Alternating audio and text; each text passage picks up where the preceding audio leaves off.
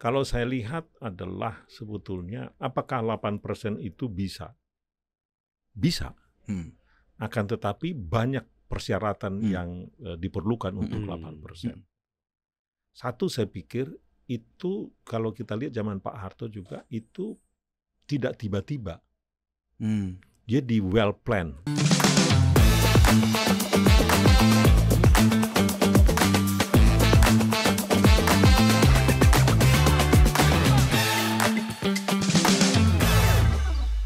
Pak, tadi Bapak Gitu. bilang soal interest rate, bayar bunga mahal Amerika, makanya mungkin ya Trump nyindir-nyindir gubernur bank sentral terus turunin. Mungkin itu ada hubungannya ke situ gak sih, Pak? Ada hubungannya dengan itu. Karena kalau kita lihat sekarang kan suku bunga mereka, yield-nya dia, artinya kalau dia mengeluarkan surat hutang sekarang, dia harus bayar untuk yang 10 tahun sekitar 4,5-an.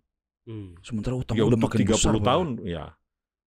Utang mereka itu sekarang kan sangat besar sekali. Iya, betul. Ya, sangat besar sekali. Itu bisa 37 triliun. Dolar, Nah, 37 ya, triliun 37 triliun dolar. Kemudian defisit mereka kan sekitar sekarang lebih ke arah 2 triliun US dollar. Jadi untuk membayar itu tiap tahun, konon itu mencapai 25% dari total spending mereka. Jadi 25% sudah untuk itu. Kita harus cegah, jangan sampai kita seperti itu. Terus kenapa gubernur bank sentral nggak mau nurunin, Pak? Kalau kondisi fiskalnya begitu, kayaknya mereka gimana ya? Yang itu buat si gubernur bank sentral Powell, Amerika, si Powell itu serba susah kan. Di sisi lain kan kebijakan si Trump ini kan tarif naik. Tarif naik berarti inflasi naik. Iya. Itu loh. Inflasi naik ya otomatis. Ya inflasi naik, maka suku bunga buat meredam supaya nggak inflasi. Nggak inflasi kan. Supaya jangan sampai terjadi eskalasi. Berarti ini nggak kompak juga dong fiskal sama moneternya di Nah, Amerika atau gimana nih Pak Raden ngeliatnya gimana nih Pak? Jadi kita nih yang jadi korban nih maksudnya secara sistem keuangan kan Pak? Memang agak ngaco ini si Trump ini. Di sisi lain dia bilang turun suku bunga, tapi di sisi lain dia tidak tahu bahwa akibat daripada perang tarif ini, ya, trade ini, jadinya inflasinya naik. Karena simpel saja kita lihat. Kalau sebelumnya katakan barang dari Cina, ya, karena Cina yang kita ambil sebagai contoh, katakan dulunya 100 menjadi 130, kan naik. Betul. Inflasi dong. Terus apa yang jadi minimum dalam 1 tahun ke depan akan ada dampak inflasinya. Jadi si Powell ini nggak berani melakukan itu. Mungkin nanti sesudah 1 tahun berikutnya baru dia akan turun. Atau dia kalaupun menurunkan akan lebih hati-hati. Karena secara konstitusi tugas dia adalah itu, menjaga inflasi dan memastikan unemployment itu rendah. 2. Kan? Jadi inflasinya rendah, unemployment-nya rendah. Nah, kalau dia tidak melihat unemployment menjadi problem sekarang. Kok gitu, Pak? Di Amerika. Karena diusir semua imigran ini. Justru unemployment rate mereka justru rendah sekarang. Pak, ini mungkin banyak ya sobat cuan nih mungkin yang pengen tahu.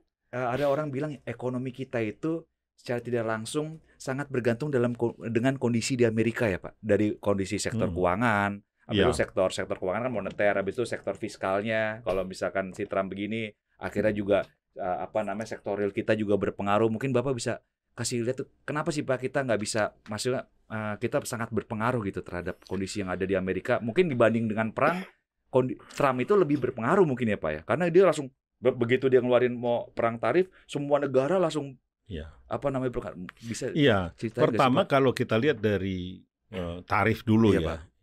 Ini ada dampak langsung. Kita kan ke Amerika kalau nggak salah kita ekspor hanya sekitar 10%-an. Kecil ya Pak sebenarnya. Kecil, ya.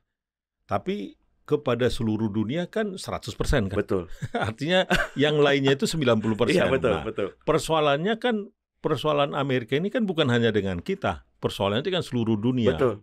Jadi dampaknya itu ya 100%.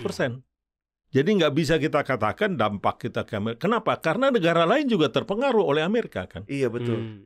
Tarif ini kan dikenakan bukan hanya ke kita, Semua ya Pak. seluruh dunia, bahkan temannya sendiri, Iya. ya temannya saya Sekutunya ya, katakan Pak. Kanada, Iya, betul. Australia saja yang surplus dengan Amerika tetap dikenakan 10%. Jadi semua kena dampak daripada trade ini, ya global trade itu turun, hampir setengahnya pertumbuhannya. Ya, nah global trade turun, ya kita terpengaruh semua, baik ekspor kita ke Amerika maupun ke negara-negara lain. Tapi bagusnya, saya sebutkan juga Pak. bagusnya, dibandingkan dengan negara lain yang sangat yang ekspor mereka terhadap PDB-nya sangat tinggi, katakan Malaysia, Thailand, Singapura itu dampaknya mereka pasti lebih berat dibanding dengan kita. Ya, karena apa? Karena misalkan rasio antara perdagangan terhadap PDB di Singapura itu lebih dari 100%. Jadi kalau globalnya turun, ya dia 10%, dia turun 10% aja. Kalau kita, ya kita turun katakan 10%, global turun 10%, ke kita adalah 25% dari situ, seperempatnya. Berdampak ya tetap berdampak, tapi lebih kecil. Lebih karena resilient, ya itu. Kita itu lebih resilient karena memang ada juga namanya itu faktor keberuntungan. Beruntung karena kita negara yang besar, domestik. Orang nih yang udah bilang Indonesia luck. Ya, itu yang pertama. Yang kedua tadi dampak daripada suku bunga. Iya Pak. Ya. Kalau di sana suku bunga tinggi, ini kan capital flow ke sana kan. Iya. Nah kalau kita mau menarik capital flow ke sini, berarti kita harus bertarung dengan dia kan. Betul. Nah itu dia.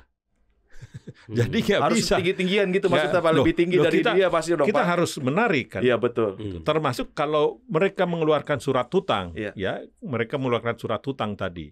Mereka menawarkan tadi kuponnya 4, bunganya ya Pak, 4,5. Iya 4,5. Ya kita apakah bisa menawarkan 3,5 atau 3? Nggak mungkin ya Pak. Kan begitu. Supaya juga ada yang membeli surat hutang kita, ya kita harus juga dengan dia. Itulah dampaknya. Jadi nggak bisa lepas dari situ. Karena semuanya itu si investor ini kan memilih, saya taruh uang di sana atau di sini. Iya Pak. Itu dia. Itu yang membuat nilai tukar kita itu sulit menguat, itu juga gak sih Pak?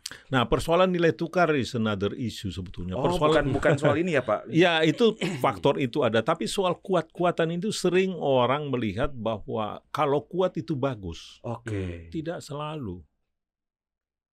Jadi rupiah yang dulu, ini saya kembali ke zaman Pak Harto, Pak. Ya, karena kita melakukan itu dulu. Secara sengaja kita atur bahwa rupiah itu terdepresiasi, ya sekitar 4%, 5%. Yaitu adalah sekitar selisih antara inflasi di Indonesia dengan inflasi di Amerika. Kenapa Pak? Dengan begitu, maka nilai tukar kita itu secara realnya itu kita tetap kompetitif. Jadi kompetitif itu maksudnya barang-barang kita lebih murah gitu atau barang-barang kita, ya ini bahkan ada yang secara khusus, iya Pak, memperlemah nilai tukarnya. Negara maksudnya negara yang secara khusus. Ya. Yang menarik kalau teman-teman lihat di situ, Pak. Ya coba dicek itu bahwa renminbi itu sampai dengan 3 bulan yang lalu itu lebih lemah. Sengaja mereka itu melakukan pelemahan terhadap nilai tukarnya. Yen juga begitu. Yen waktu itu kan sempat $1.150. Iya betul Pak. Dulunya itu 100. Iya. Dengan begitu ekspor meskipun mereka dikenakan tarif, ini bedanya. Coba lihatnya. $1 menjadi 150 kan. Dulunya 100. Iya. Itu kan dia melemah 50%. Kalaupun Amerika mengenakan tarif 50%, tapi barang saya yang sampai di Amerika, itu kan harganya tetap sama. Betul. Dia akan kompetitif di situ. Jadi itu bagian daripada kebijakan. Strategi. Jadi jangan, waktu itu rupiah menurut saya sudah terlampau kuat di tahun lalu. Tapi Bank Indonesia tetap menjaga itu kuat. Tetapi buat ekspor kita di manufaktur itu tidak baik. Karena tidak kompetitif ya, Pak. Menjadi kurang kompetitif. Jadi rupiah nilai tukar itu nggak semudah yang dikatakan kalau kuat maka bagus semuanya. Enggak. Memang akan mengurangi daya beli kita untuk impor. Iya, barang impor ya Pak. Barang impor, which is bagus kan? Betul. Mengurangi impor dong Pak. Impor dong. Pak, berarti di dalam ekonomi ini Pak Raden banyak ya Pak. Apa yang harus faktor-faktor yang memang harus kita kaji secara detail-detail gitu ya Pak. Kalau nggak usah belajar ekonomi orang bisa aja. Yang secara realnya maksud gitu Pak. Secara real bukan di tataran itunya kan Pak Raden kan udah di perekonomian gitu, ngurus negara gitu. Jadi emang itu secara detail. Iya harus dilihat itu. Nggak bisa orang bisa ngelihat rupiah jelek gara-gara melemah gitu. Padahal ada ya betul itu. Bahkan lain. itu strategi. Kalau kita ambil itu sebagai strategi, apakah strategi kita ingin supaya rupiah menguat atau rupiah melemah? Iya. Atau saya tidak menyatakan itu persoalan menguat atau melemah, tetapi bagaimana supaya dia kompetitif? Kompetitif terutama barang-barang manufaktur kita. Kalau itu strategi yang benar. Dan sekarang makin kompetitif, bahkan masa persaingan di dunia tuh makin ketat ya Pak. Kita misalnya kita sama Vietnam barangnya, kita sama. Betul, gitu karena ya, nilai tukar itu adalah bagian daripada kebijakan untuk membuat dia lebih kompetitif. Pak, tapi kalau dilihat Pak, nggak apa-apa, kita lanjut aja. Kita lanjut soal Pak Raden. Sekarang saya penasaran Pak, beberapa pekan terakhir itu dolar indeks kan melemah, regional itu menguat drastis terhadap dolar. Ya. Cuman rupiah itu cenderung menguatnya itu sangat tipis gitu, bahkan beberapa kali melemah gitu. Itu bagian strategi juga, atau memang kita karena lagi ada beban aja yang besar untuk pembayaran utang atau impor atau yang lainnya gitu, sampai rupiahnya tidak bergerak sama regional. Oh, kalau soal apakah itu strategi atau tidak harus ditanya kepada Bank Indonesia itu. Tapi there's nothing wrong dengan itu. Itu intinya, itu tidak salah juga. Betul. Gitu loh. Karena tadi yang saya katakan itu, kalau seperti ini, itu membuat peluang kita, di mana sektor manufaktur kita, jadi punya daya saing di situ. Ya. Kalaupun itu kebetulan, nggak ada masalah. Itu tetap membuat daya saing manufaktur kita lebih baik. Apalagi sekarang ini kan, terakhir ini kan bahwa laporan dari Menteri Perekonomian yang menyatakan bahwa EU-SIPA itu perjanjian kita dengan Eropa itu kelihatannya akan ditandatangani ini. Akhir bulan ini, di mana Pak Presiden akan ketemu dengan Ursula von der Leyen itu untuk menandatangani ini. That's a good news. Artinya tarif kita ke Eropa itu akan bisa mendekati 0% nantinya. Kita menjadi bersaing head to head dengan Vietnam. Vietnam kalau tanpa itu kita dikenakan 12%.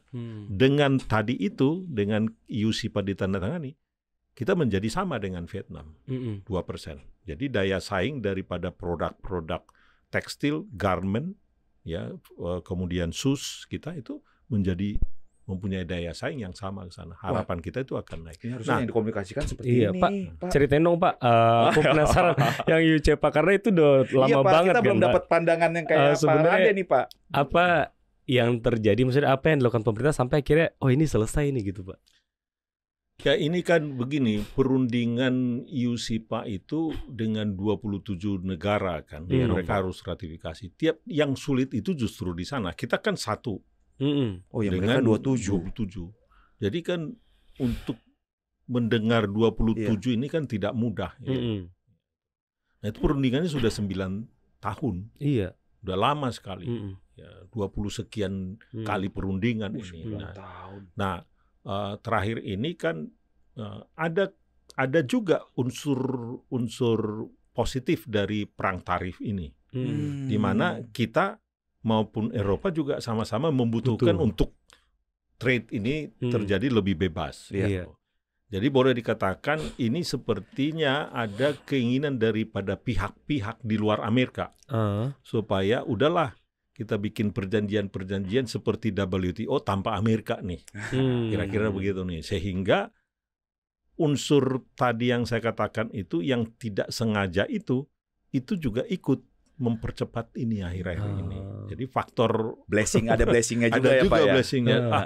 kebutuhan ini makin baik sekarang ini. Dan kalau kita lihat belakangan ini juga Macron datang ke sini, kan itu adalah signal-signal sebetulnya bahwa kita nggak boleh lagi hanya mengandalkan negara besar Amerika ini. Antar kita juga harus hal yang sama juga perlu kita lakukan dengan Cina, dengan Afrika, juga dengan Amerika Selatan.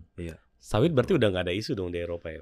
Akan berkurang, artinya bisa diadres. Ada kesepakatan nanti mengenai itu. Wah, ini menarik nih kalau kita gaungkan ya. Ini di eranya Presiden Prabowo ya Pak ya. Jadi bisa teradres gitu ya Pak. Pak, ini pertanyaan ya mungkin kalau dibilang terakhir ya agak-agak terakhir nih Pak. Karena udah 1 jam lebih. Pertumbuhan ekonomi target 8% Pak. Dan ini pernah terjadi di eranya Pak Soeharto. Bisa terulang lagi gak sih Pak? Cerita dulu gimana Pak Harto bisa 8% itu Pak? Begini, ya saya kan zaman Pak Harto juga sudah ikut-ikut sebetulnya. Wah, pelaku sejarah. Ya, mengamati terus membuat deregulasi. Ya, saya pernah bekerja dulu di Kementerian Perindustrian tahun 80-an. Jadi sampai sekarang masih ingatlah itu. Kalau saya lihat adalah sebetulnya apakah 8% itu bisa? Bisa. Akan tetapi banyak persyaratan yang diperlukan untuk 8%. Satu, saya pikir itu kalau kita lihat zaman Pak Harto juga itu tidak tiba-tiba. Dia di well plan. Dia harus perencanaannya Pak ya? Direncanakan dengan baik. Ya.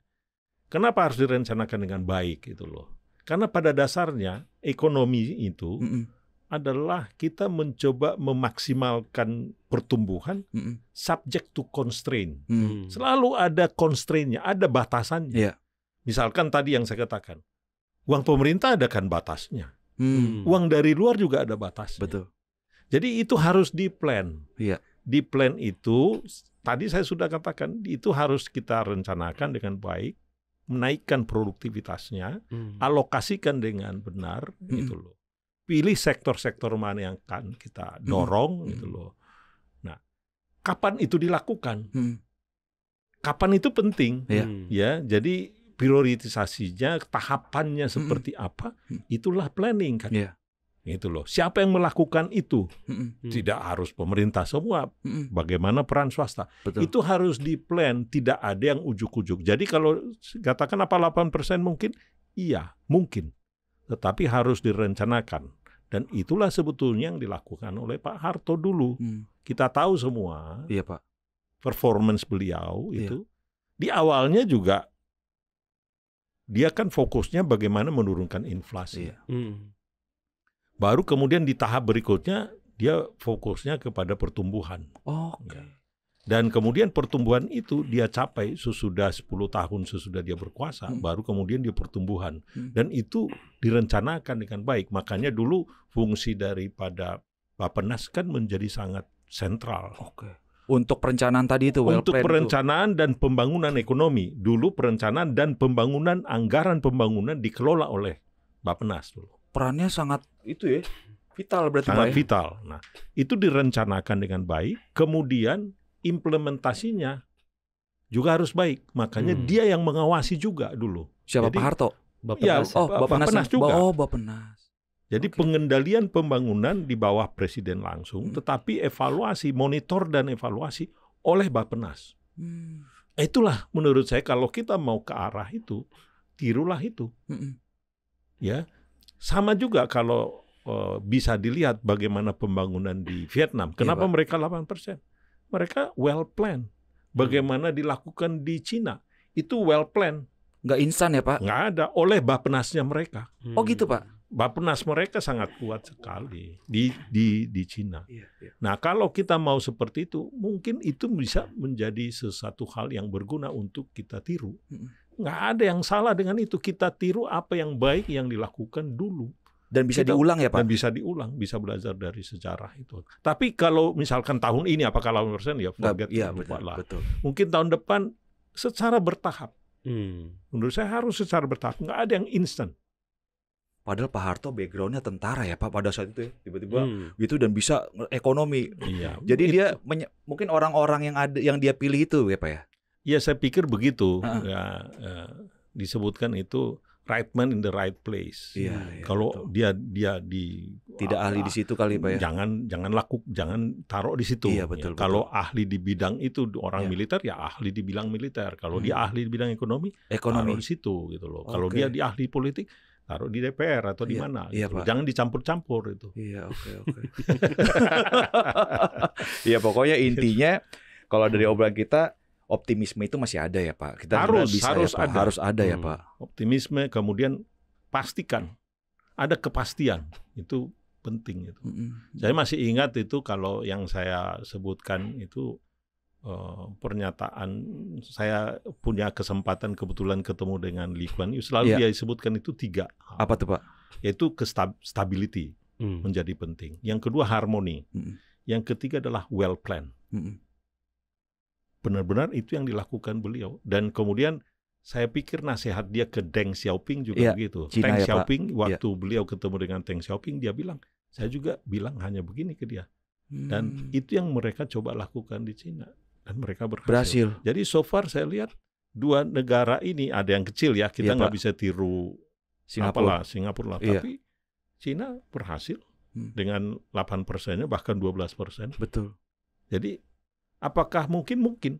Tetapi tidak mudah, harus direncanakan dengan baik, well plan yang saya katakan tadi itu, well executed, kemudian evaluasi, kemudian awasi dengan baik.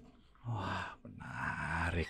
Pak Raden, kayaknya ini udah banyak banget nih pelajaran yang kita terima. Makasih banyak Pak Raden. Nanti mungkin kalau ada yang lagi hot lagi, kita pasti ngundang Pak Raden lagi untuk ngobrol-ngobrol untuk update. Ada pertanyaan terakhir nggak ada kan Mike? Cukup, itu udah closing yang mantap dan dalam.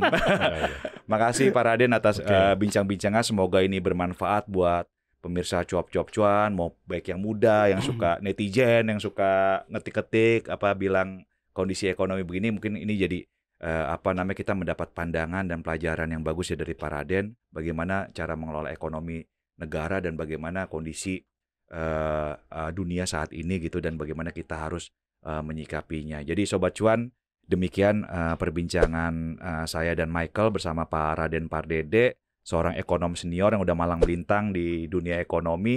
Semoga bermanfaat, dan kalau ada kesempatan, ada isu yang menarik, kita akan undang Pak Raden lagi. Semoga bermanfaat ya Sobat Cuan.